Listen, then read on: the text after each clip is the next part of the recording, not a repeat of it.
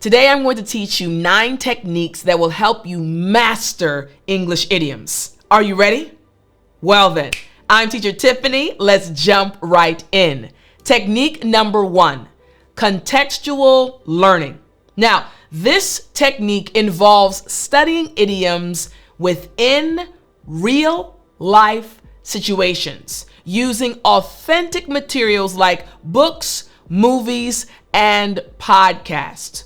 Learning idioms can be very tricky at times, but when you learn them in real situations, it will help you not only understand them, but start to use them faster. For example, let's say you learned this idiom, on cloud 9. Now, just saying that idiom, it sounds like, okay, there are 9 clouds in the sky and you're sitting on a cloud. But if I told you this real life situation yesterday, oh my gosh, my mom, ooh-wee, she can cook, true story. She made this amazing banana nut bread. And as it came out of the oven, oh my gosh, everything inside of me, whoa, was excited. I was on cloud 9 because I knew I was about to eat the best piece of banana nut bread ever. You see how that changed, right? I told you my story, a real life situation, and I said I was on cloud 9 as I watched the banana nut bread come out of the oven.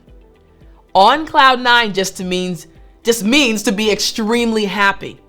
When you learn the idiom based on a real life situation, you'll remember it. So here are 3 reasons why this technique is so powerful. Reason number 1. It helps you understand how idioms are actually used in everyday language. Just like with my story, I said, as I watched the banana nut bread coming out of the oven, I was on cloud 9. And you saw my facial expression, if you're watching this lesson, change. A big smile came on my face. You're able to see how the idioms are used in everyday language. Reason number 2, you'll pick up on the nuances and cultural context surrounding each idiom. Teacher Tiffani really likes banana nut bread, true story. And she really likes her mother's cooking, true story. And she was very excited about this banana nut bread, and I watched her body language change. These things help you because you're learning in context. And reason number 3, it makes learning more engaging and memorable when you encounter idioms in relatable situations. Just like I said, I love banana nut bread. I'm sure there's something you love, something your mother made as you were growing up, or maybe even makes for you right now. And when she makes it, you just get excited, you get elated, you are on cloud 9. You got that, right? Yes, all right. So again, technique number 1 is contextual learning. Learning the idioms in context based on real life situations. Technique number 2, chunking. Yeah, you heard me right. Chunking. Now, I said I loved technique number 1, but I also love this technique. Now, let me explain what chunking actually is. So, chunking is the practice of grouping related terms or concepts together for easier memorization. Again, grouping things together so that you can remember them later. Did you notice earlier when I was giving you my experience about my mom making banana nut bread and I said I was on cloud 9?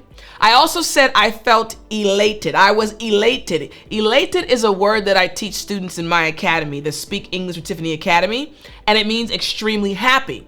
Well, on cloud 9 also means extremely happy. So now we have an idiom and a vocabulary word. What's going to happen now? Next time when you are excited or very happy, both of these terms will pop in your head, the idiom and the vocabulary word. This is called chunking, relating terms together and learning them together. So here are 3 reasons why this technique is so powerful. First, it reduces cognitive load, making it easier for you to remember multiple idioms at once. When you are thinking about, hey, happiness, how can I describe happiness? If you have multiple idioms that you learn at the same time, chunking, it will be easier for you to remember and it won't take too much mental strain. Here's the second reason why this is so powerful.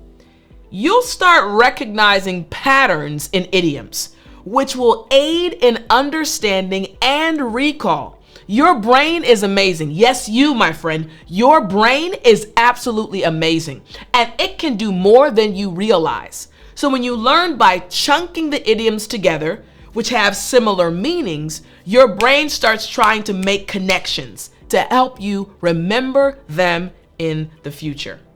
And reason number 3.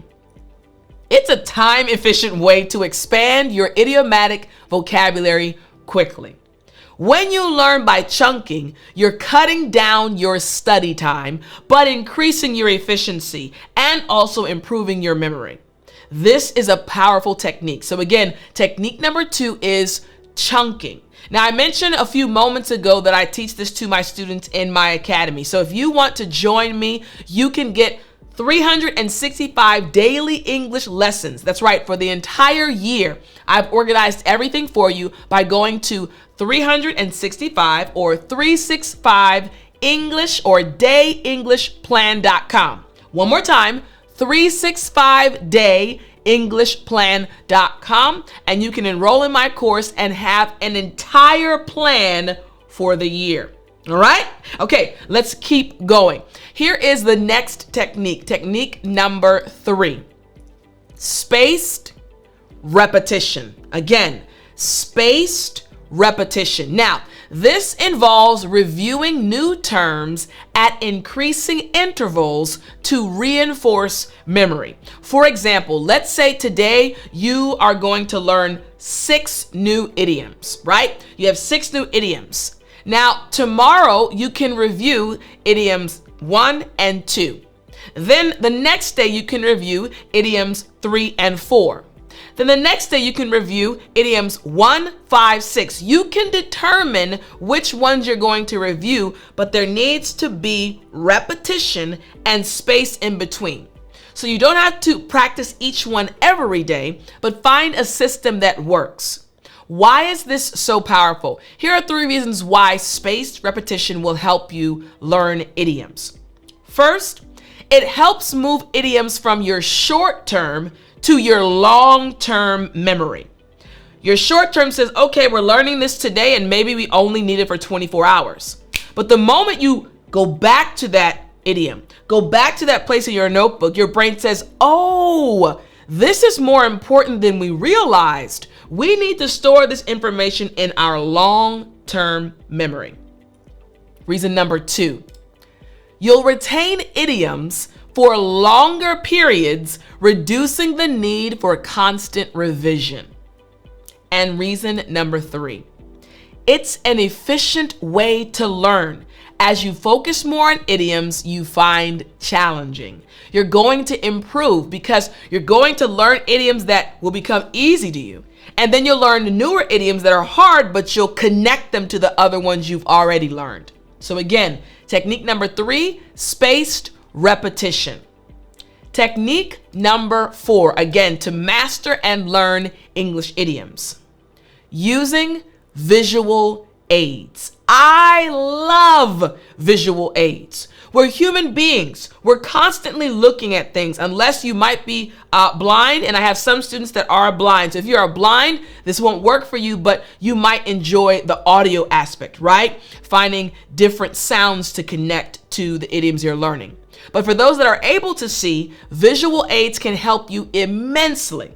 Now, visual aids, using them means representing idioms through images or mind maps. Think about it like this. At the very beginning of this lesson, I described a situation where my mom made banana nut bread. So I could find a picture of either my mom cooking or of banana nut bread. And whenever I see that, I say, on cloud 9. Why? Because banana nut bread makes me happy. It makes me feel like I'm on cloud nine. That's a visual aid. It's now a trigger to my brain. Ah, that makes you happy? You're on cloud nine. Makes sense, right? Excellent. Here are 3 reasons why this is such a powerful technique. Reason number 1, it caters to visual learning styles, making idioms more memorable for you. You'll remember them like, ah, yes, I remember that. I'm connecting it to a situation or an event. Reason number 2, you'll create strong mental associations between the idiom and its meaning. Again, you'll create these triggers, basically connecting in your mind, this image, this idiom. Now, whenever I see this image, I think of the idiom. Whenever I hear the idiom, I immediately think of the image. Reason number 3, it's a fun and creative way to engage with language learning. I used to use this technique when I was in South Korea, and I realized that the students were getting either a little bit tired or overwhelmed. I would close the books. I would say, hey guys, close your books. And I'd take out some pictures. I'd show some pictures on my computer, and we would use those to either create sentences, or I would use them to describe different words or idioms. It's very powerful. So again, technique number 4, visual aids. Now, technique number 5. Technique number 5 is role playing. Role playing. Now, for this one, it involves practicing new expressions or idioms in simulated conversations. So you can either use ChatGPT, now that it's being very widely spread now. It's widely spread, right? People are using it all over the world. Create a conversation based on the idiom and practice it with your partner. Or you can actually simply come up with your own conversation using the idiom, which actually might work better because it'll stick in your mind longer. And then actually act it out. Hey girl, hey, what's up? I heard that your mom made some banana nut bread. Girl, you heard right. Yes, I was on cloud 9. Again, role playing, right? This is what you can do to improve your ability to understand English idioms and master them. Here's the first reason why this is so powerful. It gives you practical experience using idioms in realistic scenarios. Reason number 2, you'll gain confidence in using idioms in actual conversations. And reason number 3, it helps you understand the appropriate context and tone for using specific idioms. Role playing is extremely powerful. So again, technique number 5, role playing. Technique number 6, journaling. Now, this is another one that I also think is powerful. You see, journaling means keeping a language journal to record and reflect on new vocabulary. I kept tons of journals when I was in South Korea studying Korean.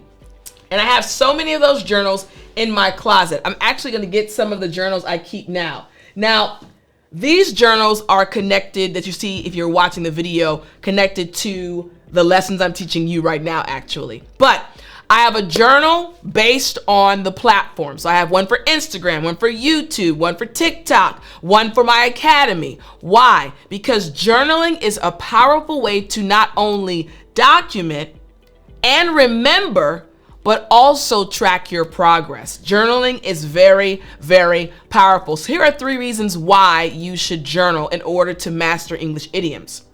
First, it provides a personal record of your learning journey, showing your progress over time. Actually, I want to show you a journal that I started when I first created this YouTube channel. All right, so this is one of my journals, literally from, what year is this? If you're watching it, you'll see. But I want to show you some of the images in my journal. Right? Let's see if you can see this. This is literally a journal I had when I was starting this YouTube channel.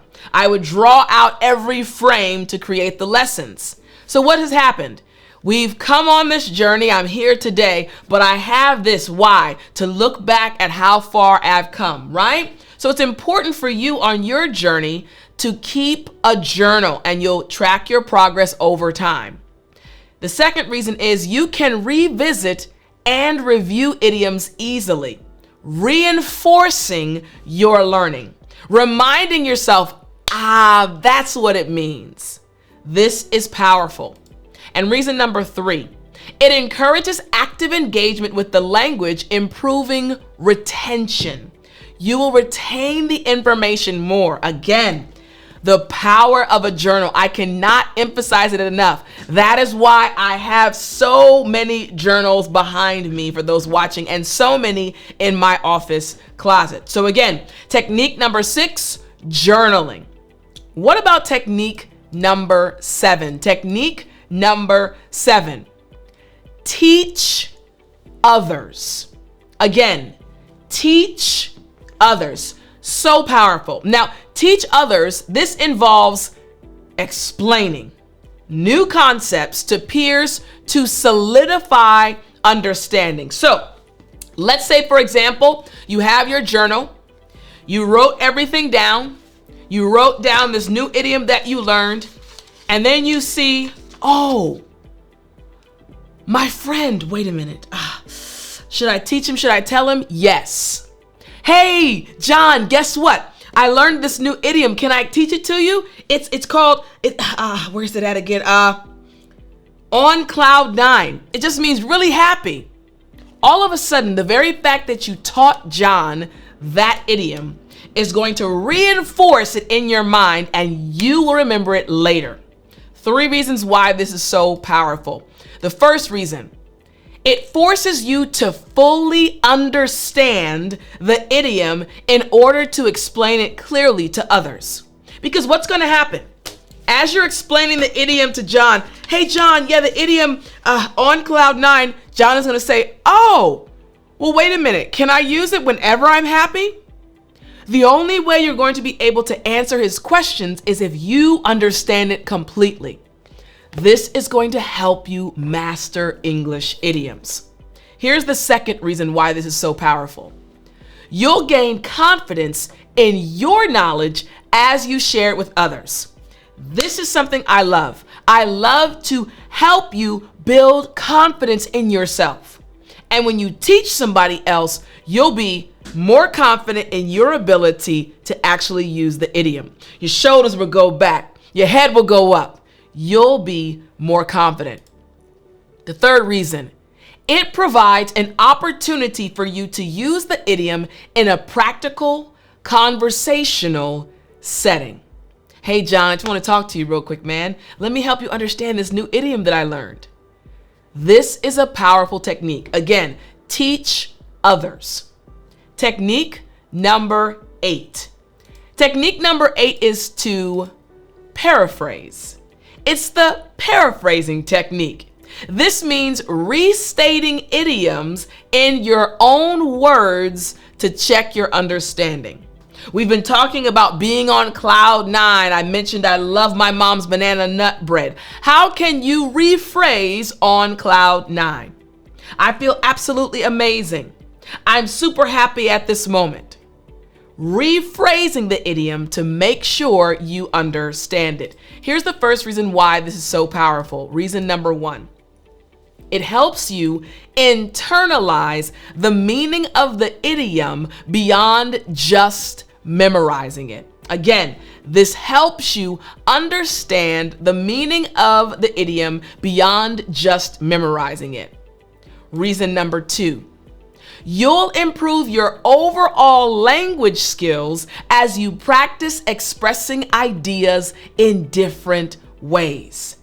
Your English idioms and the English idioms you know and your ability to use them, that's not the only skill that's going to improve. You're going to improve your English fluency as well. And reason number 3. It's a great way for you to check if you truly understand the idiom's meaning and usage. Listen, when you paraphrase, you actually are letting yourself know, hey, I really got this. I really understand. So again, technique number 8, paraphrasing. Technique number 9, word association. Word association is another technique that you must understand. It involves linking new terms to familiar concepts or personal experiences. It's a little similar to chunking. However, this one is attached to real experiences, right? So, word association, I can say, for example, on cloud 9, okay, I'm happy when I eat banana nut bread. I feel really good when I eat Indian food. Attaching it to an experience. Why is this so important? Here's the first reason. It makes abstract idioms more concrete and relatable for you. Number 2, you'll create stronger neural connections, making recall easier. Your brain is connecting that idiom to other things already in your brain. And reason number 3, it personalizes your learning experience, making idioms more meaningful to you. This is a powerful technique. Again, word association. Now, I hope you enjoyed this lesson, and I hope these techniques help you moving forward. I will talk to you in the next lesson.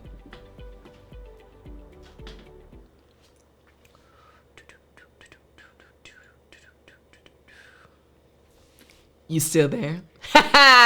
You know what time it is. It's story time. Hey, I said it's story time. All right.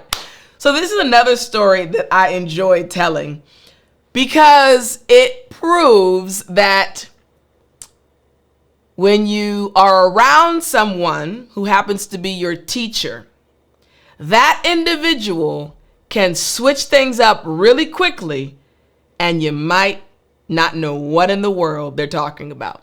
So this happened when I was in South Korea. I had a class. They were upper intermediate. They were about level 4. Great students. Their English was good. And I had them for my 11 a.m. class. So I was teaching them. We had a great time in class. They had done well. And class was basically ending. And I decided to walk out with them because it was my lunchtime. So we're walking in the hallway. I'm talking with the students. And I spoke regularly with them at a normal pace. And then as we got to the main entryway, I looked up and saw another teacher, my homeboy. He didn't work at the same school that I worked at. He worked quite far away. So when I saw him, I was shocked. And I ran up to him and I was like, yo, what's good? And so, we hugged and we started talking. Now remember, my entire class had been walking with me. So they were behind me, right? So I'm talking to him. We're just, reminiscing and talking and catching up. And I noticed that it got really quiet in the entryway. Now remember, my entire class was behind me. So I looked back and I was like, why are you guys so quiet? Like, what's going on?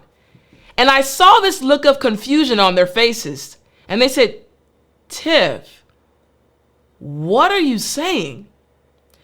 And I realized, oh my goodness, I had just code switched. So what is code switching? Code switching is normally when African Americans or Black people, right, we are able to go between different speaking styles. I'll say that, right? When I'm teaching you, I'm speaking very clear. I'm articulating, making sure you understand everything that I'm saying. I'm not using too much slang. Sometimes during story time I do, or I'll use certain terms just to help you, understand native English speakers. But when we get together, our speech changes and our body language changes. We're still speaking English, but we'll use terms that we understand. And that's what happened with my friend. He's also a Black guy. But we didn't realize that it had happened. He was also an English teacher. But because we were kind of in this zone, we saw each other and immediately we just started speaking in the way that we understood. And in that moment, I realized I have to teach my students not just the book, I had to also teach them real life English. I don't want you to ever be confused when you come to America or speak with another native English speaker. There are certain terms we use that are not found in books. So my friend and I got a good laugh out of that, and I realized, okay, students, I'll start teaching you some extra expressions starting tomorrow. And they all laughed. So I hope you enjoyed that story, and I hope you have a wonderful day.